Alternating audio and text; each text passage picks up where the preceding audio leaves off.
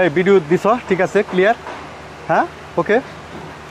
উদ্যোক্তা ভাই বোন, এই যে আমার পাশে যেটি দেখতে পাচ্ছেন, এটা আপনারা সবাই চিনেন, একটি ইনকিউবেটর মেশিন। এটা হচ্ছে 88 ডিমের অ্যানালগ একটি ইনকিউবেটর মেশিন।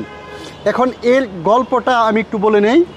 এই ইনকিউবেটর মেশিনটা আমার না, এই ইনকিউবেটর মেশিন হচ্ছে এই যে মেশিনটা আমাকে পাঠাইছে ওই উদ্যোক্তার বাড়ি হচ্ছে চাঁদপুরে। মানে তার কথা হচ্ছে এই ইনকিউবেটরটা মেশিনটা আফিফা ইনকিউবেটর থেকে নিয়েছেন। সে পরপর 2 টার্ম এই মেশিনটার ভিতরে ডিম দিয়েছেন, কিন্তু 2 টার্মের 1 টার্মেও তিনি একটা বাচ্চাও পান নাই। আমি বললাম এটা কখনোই সম্ভব না।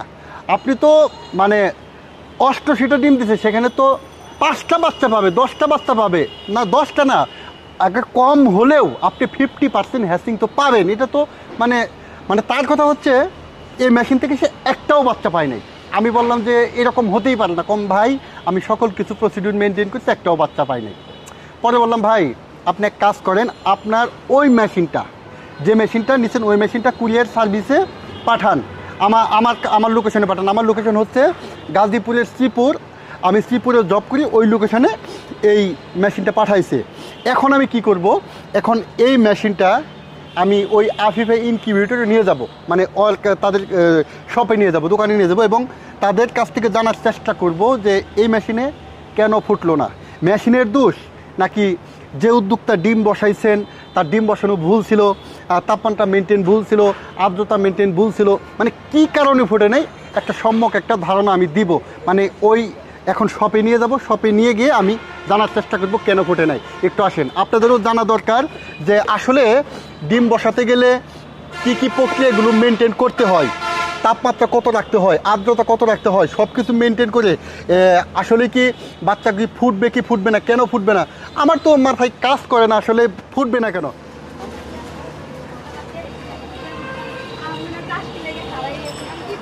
মামা যাবেন, চলে।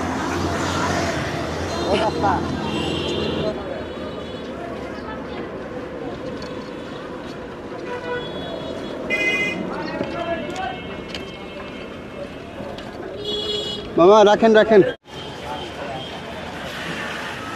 আছেন, ভালো আছেন? আসাদ ভাই কেমন আছেন? একটু রাখি। সমস্যা নাকি ভাই? এখন অ্যাকচুয়ালি হাঁপিয়ে গেছি ভাই, অনেক ওজন এটা। একটা মাইক্রোফোনটা দিয়ে দিই আপনাকে একটা। এখন একটা কথা হচ্ছে যে আজকে একটা সমস্যা নিয়ে, ইনকিউবেটর কিন্তু এটা আমার না, আমাকে দিচ্ছেন সেটা না, আমাকে যেটা দিচ্ছেন সেটা আমি হ্যাচিং ভালোই পাই। যদি সব কিছু ঠিকঠাক রাখতে পারি 70%, 75%, 60% এরকম আমি পাই, 75%, 80% পাওয়া যায়। কিন্তু সমস্যা হচ্ছে এই ইনকিউবেটর হচ্ছে যার, সেই লোক এটার মধ্যে 2বার ডিম বসাইছেন। বসানোর পরে মানে একটা বাচ্চাও তার ফুটে নেই। মানে কারণটা কি? মানে আমি কথাটা বলি, মানে তার কতটা মানে দুঃখ দেখেন। মানে এই মানে সে এই মেশিন নিচে 2বার ডিম বসাইছে, একটা বাচ্চাও তার ফুটে নেই এখান থেকে। মানে এটা তো আমার মাথায় কাজ করে। এটা কি আপনি মনে করেন যে আসলে একটা বাচ্চাও যে ফুটবে না? না, এটা তো প্রশ্নই ওঠে না, এটা প্রশ্নই ওঠে না। তো আমি শুধু আপনার কাছে এই মেশিনটা নিয়ে আসছি একটা কারণে, যে কি ভুলের কারণে তার বাচ্চাগুলো ফুটে নেই, এটা আপনি ব্যাখ্যা করবেন।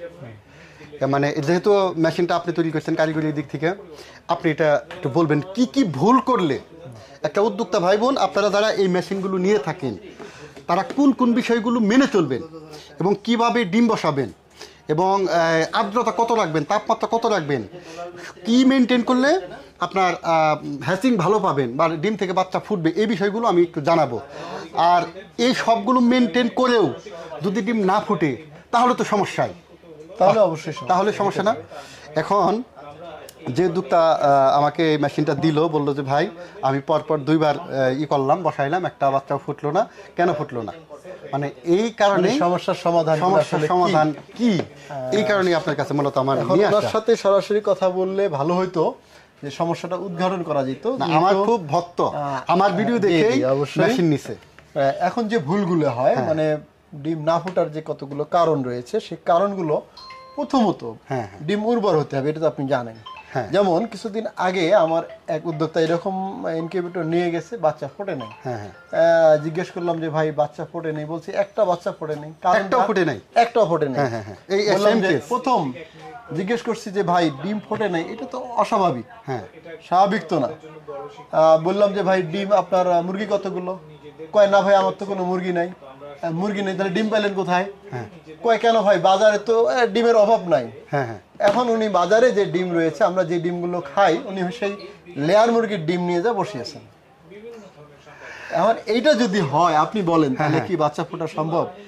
এখন উদ্যোক্তা ভাই বোন যে মেশিনটা আমাকে দিছেন, সে কিন্তু কুরিয়ারে পাঠাইছে। আমি ডিরেক্ট বলছি যে আপনি আফিফ ইনকিউবেটরে পাঠিয়ে দেন। কয় না ভাই আমি আপনার কাছে পাঠাবো। আমি আচ্ছা ঠিক আছে পাঠান, আমি আসাদ ভাইয়ের সাথে কথা বলবো।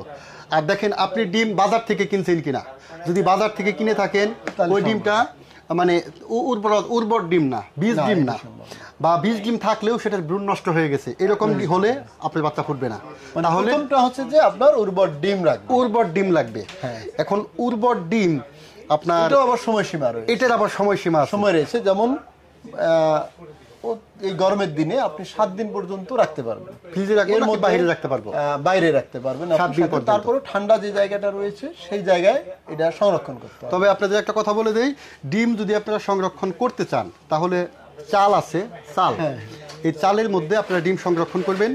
আপনারা আপনাদের খাট আছে, খাটের নিচে রাখলে ঠান্ডা থাকে, চালের মধ্যে ডিমগুলো সংরক্ষণ করে রাখবেন, এতে করে ডিমগুলো ভালো থাকে। 7 দিন পর্যন্ত আপনারা গরমের মধ্যে রাখতে পারবেন, 5 থেকে 7 দিন। ডিমের কারণটা কি? এটা কারণ অনেকে হচ্ছে যে বেশি দিন রাখে, তখন হয় কি ভ্রূণটা দুর্বল হয়ে যায়।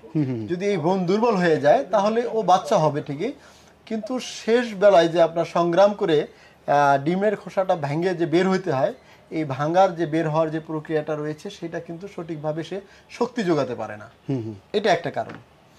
অনেকে দেখা যায় ফ্রিজে সংরক্ষণ করে, এটা আরেকটা ভুল করে। ফ্রিজে সংরক্ষণ করলে দেখা যায় একটা নির্দিষ্ট একটা তাপমাত্রা, অনেক কম তাপমাত্রার মধ্যে থাকে, সেখানে ভ্রূণটা অনেক মানে ঝিমানো অবস্থায় থাকে। এটা সাথে অনেকে না বুঝে এই ডিমটা সাথে দেখা যায় যে ফ্রিজ থেকে বের করে সাথে ইনকিউবেটরে ঢোকায়।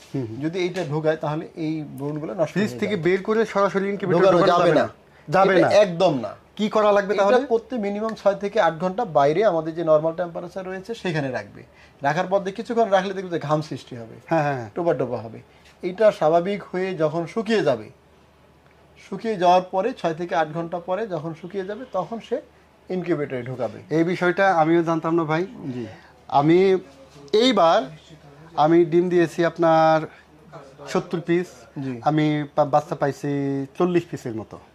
মানে আমি ডিরেক্ট ফ্রিজ থেকে বের করার সাথে সাথেই আমি মেশিনে বসিয়ে দিয়েছি। এটা আমার ভুল, এই ভুলটা তাহলে করা যাবে না। আচ্ছা যা হোক, তাহলে বাজার থেকে বীজ ডিম কিনতে হবে আমাকে। বীজ ডিম মানে বাজার থেকে কিনা যাবে না, বাজার থেকে কিনা যাবে না, নিজের থাকলে ভালো, বীজ ডিম খামার থেকে দিতে হবে। বীজ ডিমের পরিমাণ যত ভালো, আমার হ্যাসিং তত ভালো। দ্বিতীয়ত প্রবলেম ভাই, ডিম সম্পর্কে আমার কোনো প্রশ্ন যদি না নাই।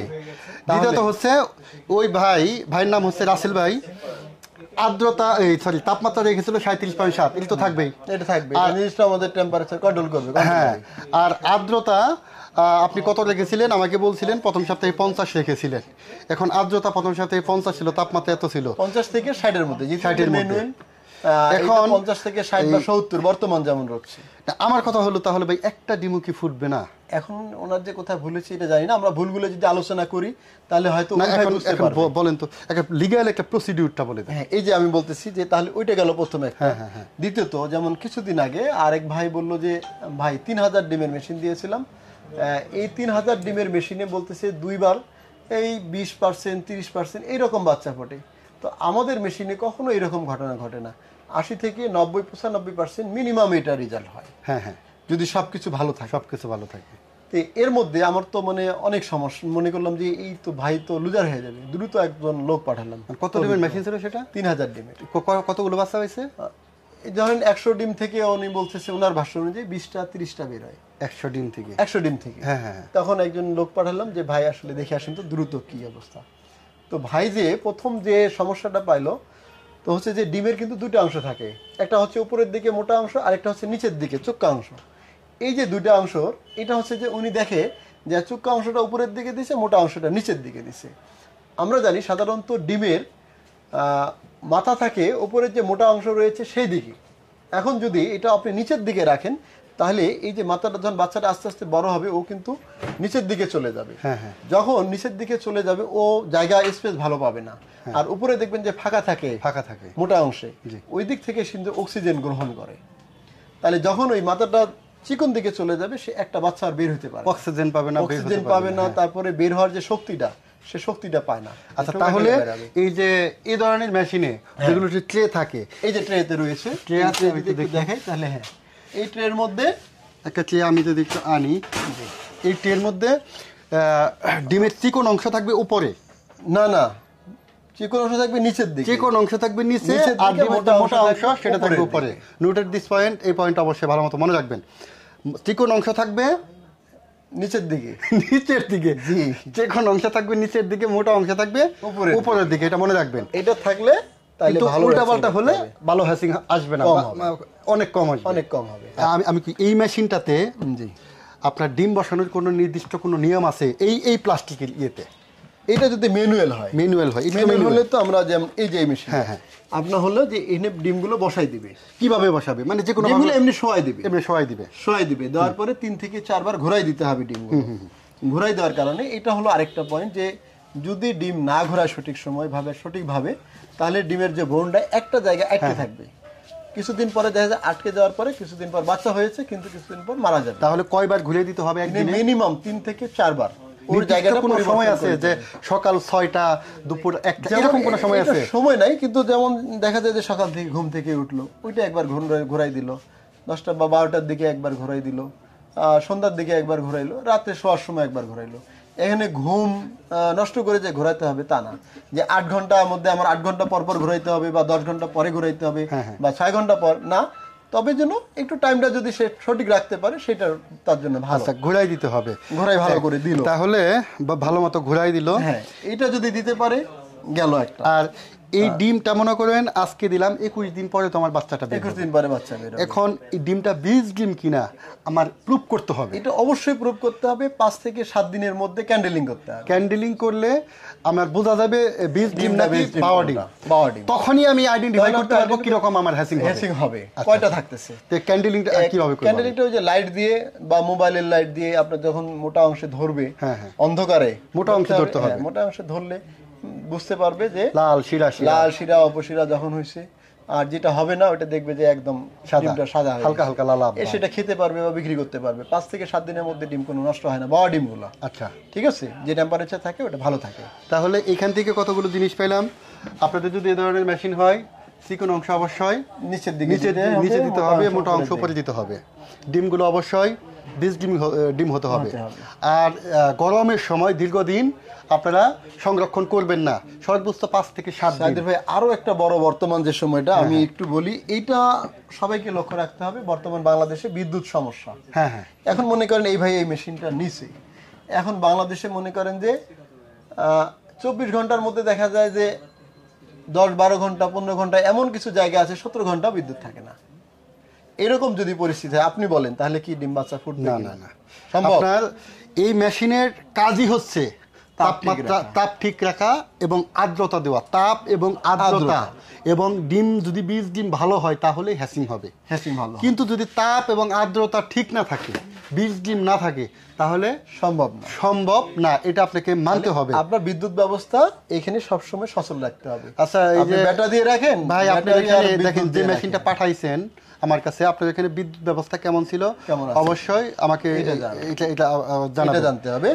এটা যদি মনে করেন যে ওনার হেরফের হয়ে থাকে তাহলে ফোটার তো প্রশ্নই আসে না। আবার আরো একটা বড় সমস্যা, সেটা হলো বিদ্যুৎ সবই ঠিক আছে ওনার, এখন যে তাপমাত্রা আপনি দেখেন 40, 41, 42 এমন ঘরে আছে 45 ডিগ্রি পর্যন্ত ওঠে। আপনি বলেন যে এই ব্রণ 45 ডিগ্রি সেলসিয়াস বা 40-এর উপরে যদি যায় এটা কি ঠিক থাকবে? মানে এমন এখন বর্তমান প্রশ্নগুলো আছে যে ভাই আমার বাতি জ্বলে না, এই জ্বলছে না, আমার তো 41, 42, 43 হয়ে যাচ্ছে, এখন পাগল হয়ে যায়, তারা তো জানে না। এটাও একটা বড় কারণ যে দেখেন 37.7 আপনার এখানে কিন্তু বন্ধ আছে। করে দেওয়া আছে, কিন্তু রুমের ভিতরে টেম্পারেচার উঠে যায় 40-এর উপরে, জি, তখন ভ্রূণ অটোমেটিক নষ্ট হয়ে যাবে। এটা বাচ্চা হয়ে গেছে, দেখা যায় নষ্ট হয়ে গেছে। এটাও একটা পয়েন্ট। তাহলে সাথে যদি এরকম হয়, ঢাকনাটা খুলে দিতে হবে, অতিরিক্ত তাপ হলে তাড়াতাড়ি খুলে দিতে হবে। তাড়াতাড়ি খুলে একটু যদি এইভাবে রাখে, বাতাসের ব্যবস্থা থাকে, তাহলে তাপমাত্রা কমে গেল, মানে যেভাবে কমানো যায়। যে খুব তাপের রুমে রাখছে, তাহলে যে জায়গায় তাপ কম আছে ওই জায়গায় ইনকিউবেটরটা রিপ্লেস করতে হবে। আর একটা ব্যাপার যে আর্দ্রতা, জি, এই আমাকে তো বিভিন্ন সময় বিভিন্ন মেনটেন করতে, প্রথম সপ্তাহে 50 থেকে 60, দ্বিতীয় সপ্তাহে 70, 75, তৃতীয় সপ্তাহে আপনার 80, 90, 95 আমার করতে হয়। এটা আমি করতে পারি না, এটা অনেকেই করতে পারে না। হ্যাঁ, এটা যেমন এই যে এই মেশিনগুলোর ক্ষেত্রে যদি ম্যানুয়াল মেশিন হয়, যেটা ম্যানুয়ালে আপনাকে আর্দ্রতা কন্ট্রোল করতে হয়, সেটা প্রথম হচ্ছে যে আপনাকে বাটিতে করে পানি দিতে হয়। হ্যাঁ, এটা হলো প্রথম পদক্ষেপ। বাটিতে পানি দিলে আমি এখানে দেখবো যে এই যে আমার এখানে কন্ট্রোলারে এখন আছে কত, 55 দেখাচ্ছে। তাহলে যদি 55 থাকে, 50-এর উপর থাকে, 50 থেকে 60, 55 থাকলে আমার দরকারই নেই। বিশেষ করে প্রথম সপ্তাহে আমার যদি আর্দ্রতা নিয়ে কোনো দরকারই নেই, 50-এর উপরে যদি থাকে, তাহলে আর পানি দেওয়ার প্রয়োজন নেই 1 সপ্তাহ। হ্যাঁ, তারপর সপ্তাহে পানি দিবে। 50 থেকে 60-এর মধ্যে 18 দিন পর্যন্ত যদি থাকে, আমার এই নিয়ে টেনশন করার কোনো প্রয়োজন নেই। 18 দিন পরে আমাকে বাড়াই দিতে হবে, তার কারণ ওই সময় হচ্ছে আর্দ্রতা বেশি প্রয়োজন। কি জন্য? ডিমের খোসাটা আর্দ্রতা বেশি থাকলে নরম থাকে, ওর ঠোকরায় ঠোকরায় ফাটানোর সুবিধা হয় এবং বের হতে সুবিধা হয়। আচ্ছা, এর জন্য কি করতে হয়, বাড়তি দেখা যায় যে আমার আর্দ্রতা 70, 60 থেকে 70 যদি থাকে যথেষ্ট। আর এক্সট্রা একটু কাজ করতে হবে, আমাকে একটা হ্যান্ড স্প্রে দিয়ে দিনে 4-5 বার স্প্রে করে দিতে হবে। কততম দিনে থেকে এটা 18 দিনের পর থেকে। 18 দিনের পর থেকে, মানে বাচ্চা বের হবে দিনে 3 বা 4 বার স্প্রে করে ডিমের উপর সাধারণ পানি দিয়ে। জি, সাধারণ পানি দিয়ে। আচ্ছা, এটা যদি করে, আমার মনে হয় যে আল্লাহর রহমতে যদি কোনো সমস্যা না দেখা যায়, এই মেশিনগুলোতে অনেকেই প্রশ্ন ফোন করে আমাদের বলে যে ভাই আমি 100টা ডিম দিয়েছি, দেখা যায় যে 98, 95টা করে বাচ্চা পেয়েছে। এরকম পাওয়া যায়, এরকম পাইতে পারে। আচ্ছা আচ্ছা, ঠিক আছে। উদ্যোক্তা ভাই বোন, আপনাদের সমস্যা থাকতেই পারে, এই মেশিন অনেকেই যদি নিয়ে থাকেন, যদি টুকটাক সমস্যা থেকে থাকে, ডিরেক্ট ভিডিও কল দিবেন, ভিডিও কলে দেখাবেন, দেখানোর পরে বলবেন। যদি কোনো মেশিনের সমস্যা থাকে, আমি তো বলছি যে আমাদের এরকম সমস্যা থাকলে আমার দরকার হলে আবার নতুন করে মেশিন চেঞ্জ করে দেবো। ভুল থাকতে পারে, আমার ইনকিউবেটরের ভুল থাকতে পারে, সেটা যদি দেখতে হবে যে আসলে আপনার সবগুলো মেনটেন করার পরে আমার ইনকিউবেটর, না আমি বাসায় চেক দিছি, এটা তাপমাত্রা ঠিক আছে, আর্দ্রতা ঠিক আছে, এগুলো ঠিক আছে, এগুলো তাহলে আলহামদুলিল্লাহ। আমি শুধু নিয়ে আসলাম ওই ভাইয়ের অভিযোগটা, আমি আপনাকে জানালাম, এবং কি এই কারণ এরকম কেন হতে পারে একটু সচেতন করার জন্য, উদ্যোক্তা ভাইদের সচেতন করার জন্য ভিডিওটা করলাম। আর আমি এটা অবশ্যই চেক করব, ডিম বসাবো এবং কতটা বাচ্চা পাই এটাও দেখাবো। সবাই ভালো থাকবেন উদ্যোক্তা ভাই বোন, পরবর্তীতে আবারও সুন্দর একটি ভিডিও নিয়ে আপনাদের মাঝে উপস্থিত হব। নতুন নতুন খামারিদের পরিকল্পনা দেখাবো, যারা প্রান্তিক খামারি কিভাবে ঘুরে দাঁড়ান, এগুলোও দেখানোর চেষ্টা করব। ভালো লাগলে অবশ্যই চ্যানেলটি সাবস্ক্রাইব করে পাশে থাকবেন। Thank you so much.